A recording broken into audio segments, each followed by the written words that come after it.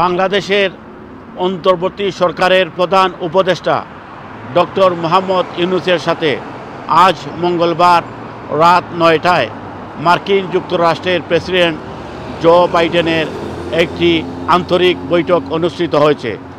এই বৈঠকটি অনুষ্ঠিত হয়েছে জাতিসংঘ সাধারণ অধিবেশনের চলার পাশাপাশি। বিভিন্ন সংবাদ মাধ্যম বলেছে, দীর্ঘ ৩০ বছরের ইতিহাসে জাতিসংঘ সাধারণ অধিবেশনের পাশাপাশি দ্বিপক্ষীয় বৈঠক খুবই বিরল।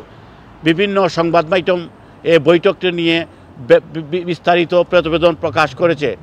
বৈঠকে বাংলাদেশের অন্তর্বর্তী সরকারের প্রধান উপদেষ্টা ডক্টর মোহাম্মদ ইউনূস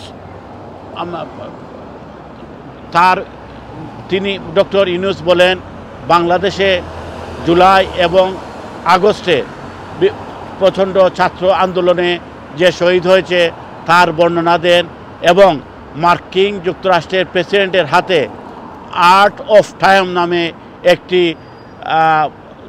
চিত্র মার্কিন যুক্তরাষ্ট্রের প্রেসিডেন্টকে উপহার দেন। বৈঠকে মার্কিন যুক্তরাষ্ট্রের প্রেসিডেন্ট বলেন, বাংলাদেশের ছাত্র এবং গণ আন্দোলনের মুখে একটি ঐতিহাসিক কার্য সাধন করেছে। সেই কার্য সাধনের সাথে মার্কিন যুক্তরাষ্ট্রের প্রেসিডেন্ট এবং হোয়াইট হাউস ডক্টর ইউনূসের পাশে থাকবে। বৈঠকে ডক্টর মোহাম্মদ ইউনূস বাংলাদেশে অন্তর্বর্তী সরকারের যেসব পদক্ষেপ নিয়েছে সেই পদক্ষেপ তা নিয়ে জো বাইডেনের কাছে বিস্তারিত তুলে ধরেন। এ সময় মার্কিন যুক্তরাষ্ট্রের প্রেসিডেন্ট ডক্টর ইউনূসের কাঁধে হাত রাখেন আর হাতে হাত রেখে বলেন, ডক্টর ইউনূসের পাশে হোয়াইট হাউস সবসময় থাকবে।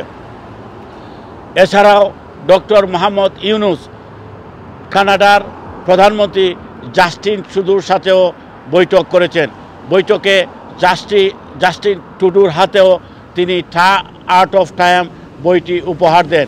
জাস্টিন ট্রুডোর কাছে ডক্টর মোহাম্মদ ইউনূস অনুরোধ জানান, বাংলাদেশ থেকে যেন আরও বেশি করে শিক্ষার্থী কানাডাতে নিতে পারে, সেজন্য জাস্টিন ট্রুডো প্রয়োজনীয় ব্যবস্থা নেবেন। এছাড়াও ডক্টর মোহাম্মদ ইউনূস ব্রাজিলের প্রেসিডেন্ট, বিশ্বব্যাংকের প্রেসিডেন্ট সহ আরও বিশ্বের প্রধান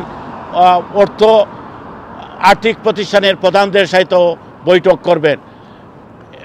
মার্কিন যুক্তরাষ্ট্রের প্রেসিডেন্টের সাথে এই বৈঠকের ছবিটি ডক্টর মোহাম্মদ ইউনূসের ভেরিফাইড ফেসবুক পেজে অনেক ছবি প্রকাশিত হয়েছে।